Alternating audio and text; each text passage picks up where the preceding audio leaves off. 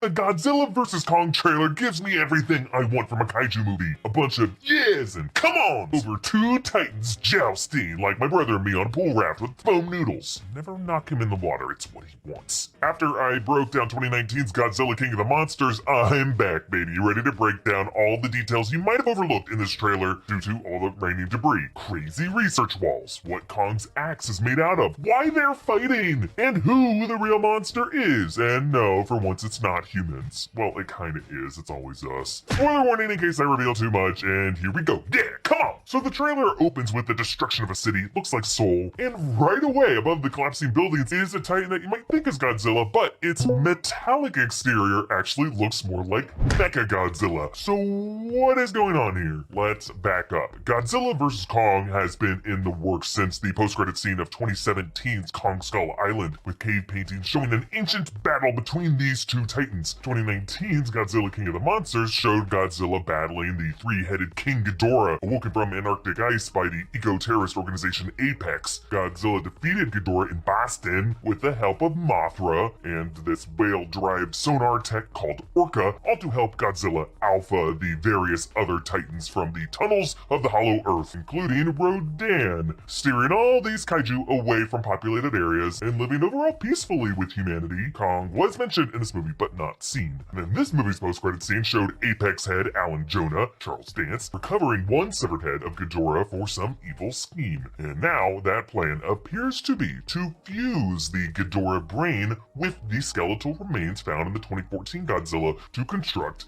Mecha Godzilla, which Apex can control, and thus likely control all the other titans on Earth. Mecha Godzilla might be being used by Apex to frame Godzilla for this destruction, similar to the plot of 1974's Godzilla vs. Mecha Godzilla. Some believe the Godzilla we see in this trailer footage is actually Mecha Godzilla in disguise, and that after Kong rips open this titan, the Mecha skeleton will be revealed? I'm not so sure about that. I think a lot of the Godzilla we see in this trailer is the actual Godzilla, and then what starts as a duel between Kong and Godzilla could end up as a kind of team-up with the two of them against Mechagodzilla. But before we get to that, Kong is now being shipped in to deal with this rogue kaiju. He has since grown a lot since his 2017 film, apparently due to radiation in those Hollow Earth tunnels. And you see here, his big hand is getting soaked in water while he sleeps. Yeah, this is totally gonna make him piss himself. Next, the studio logos appear alongside those cave paintings with this new techno glow spreading across, as if to suggest this toxic technological influence of Mechagodzilla. You can even see the neon outline of its head ahead of Godzilla as the legendary logo fades to black. Then we meet Gia, played by Kaylee Hoddle, a deaf actress actually coming from a four-generation deaf family. Gia is a girl on Skull Island with a connection to Kong. She's got these tattoos, maybe from a tribe who worshipped and cohabitated with Kong. Alexander Skarsgård plays geologist Nathan Lind, who oversees Kong's transport from Skull Island. Rebecca Hall plays Eileen Andrews, Gia's kind of caretaker, suggesting Gia might be the last of that tribe and the only human left who can communicate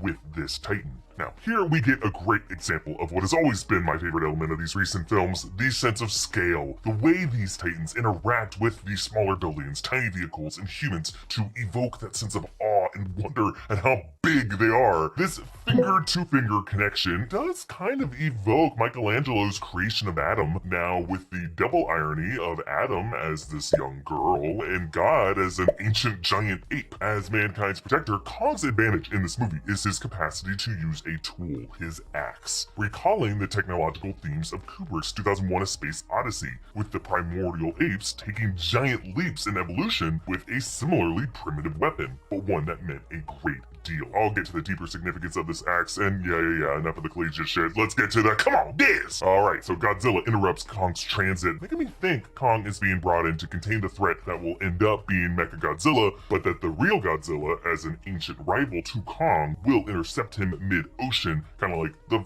fuck are you doing off Skull Island? Now, for a brief moment, the music is actually really great in this trailer. It's a nod to those terrifying choir vocals from that Halo jump teaser from the 2014 Godzilla, Godzilla. As Kong looks down at the water below, you can see these green canisters on his collar. I assume this is a kind of knockout gas to subdue him in case he gets out of control. Some are thinking the fluid might be derived from the soma berries from 1962's King Kong vs. Godzilla, where the juice of this berry was a pharmaceutical target and was used to satisfy Kong. And then when Kong roars down at the waves, I love how his breath comes out as a blast of vapor. May not be atomic breath, but I would imagine this would rupture your eardrums if you were too close. Scale and point of view are everything here. Like when Godzilla slams his claw on the deck, an energy surge rips through, and then his other claw crushes a jet as he bites through a fireball, and then almost be from the point of view of a person on the deck caught in the middle between these two giants. Because as we tilt up, drops of water spray down on the lens as if all that ocean water's dripping down on us. More great detail in the wide shot. The carrier is a kind of seesaw. Kong's end is way down deeper, but then it shifts as he takes a swing at Godzilla. Now this doesn't mean Kong is heavier necessarily, because Kong was not on this carrier to begin with. Godzilla knocked him from that red barge, so Kong probably leapt over to this one moments before, causing it to teeter down more than it would. Then Kong knocks Godzilla off the boat, but like my amphibious brother, in the water is where Godzilla is deadliest. As depth charges drop down, Godzilla charges up himself to emit a blast of atomic breath, and I love how it releases the shockwave that washes away those fish swimming in the corner of the screen. They didn't stand a chance. Okay, another important shot here. Shun Urui as Ren Serizawa, son of Ken Watanabe's character Ashiro Lift and Fight Serizawa. But look at the screen behind him. Battery, I think that's the word there, systems, maximum charge, and then an outline of a technological kaiju. I think, again, we are looking at the control room for Mecha Godzilla, and Ren might be working for Apex in the operation to try to control him, rebelling from his papa. Mark Russell is in this camp. Now, based on some other footage, it looks like a Monarch operation. And on the left, the TV screen reads, Godzilla makes landfall in Pensacola, Florida.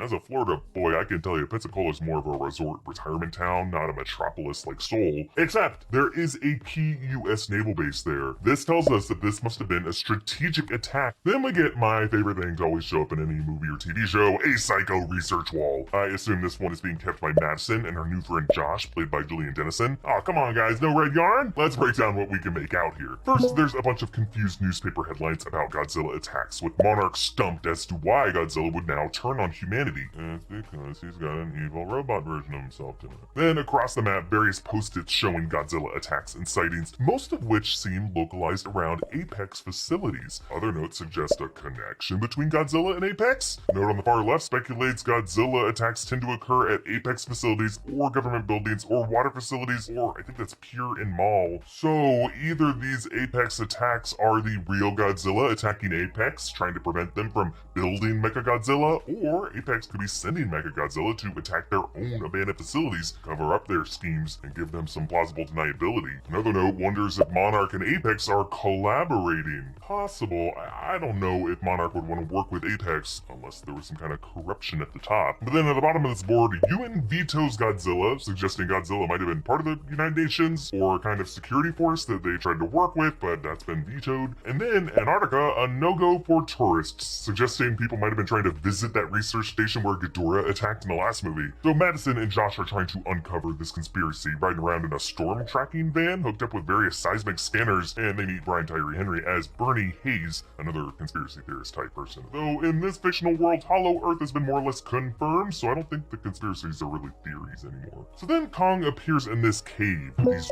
drones hovering around him. I'm assuming this is another Hollow Earth tunnel. These things are being used by Monarch or by Apex to follow the Titan down there. There's this red handprint mark, maybe marking the place where Kong retrieves his axe. Now, this axe. Later we see the blade of the axe deflecting Godzilla's atomic breath. Pretty impressive. What is this thing made out of? Well, if you look closely at it, it looks like a spiky plate that had been yanked out of Godzilla's back or tail. It's part of Godzilla, and you can tell by the shape of the blade, which bears those distinctive curved hooks from when Godzilla's plates were redesigned for the 2019 film from the 2014 film to look more like the original 1954 Gojira design. Meanwhile, the handle of this axe was a tree grown by the natives of Skull Island that people worshipped him and wanted him to be their protector. Even Godzilla himself seems to know this blade came from him. That close-up showing that giant axe, Godzilla is staring directly at it like, God damn it, that's mine! And then as Irene talks about the mythologized war among the Titans, we see this flashback of Kong swinging one kaiju into another. This is the Warbat, aka Nozuki. I love the spray of the yellow blood that gushes out upon impact. In the background, the terrain is looking kind of trippy. It's kind of floating above them. It looks like there's sky in between. The ground nearby is purple. So yeah, we are looking at some ancient, surreal, hollow earth, maybe where gravity doesn't totally make sense. And then after some more brutal battle shots, we end on this amazing collision between the Titans. I love how the atomic breath reflects off each skyscraper surface as it beams toward Kong, lighting up Kong's head so that we get to see each individual stranded drool between his teeth. Now at first, Kong appears to be blocking the blast, but as he comes down on Godzilla, that radiation appears to be charging up the blade, as if Godzilla's plate is sucking in that blast, supercharging it up so that he can bring it down with more explosive impact. Unlike Thor, when he was in this scenario, Kong smartly goes for the head. Now the only thing missing from this awesome trailer is Mothra, who did die at the end of the last film, though the credit sequence mentioned a mysterious giant egg was found,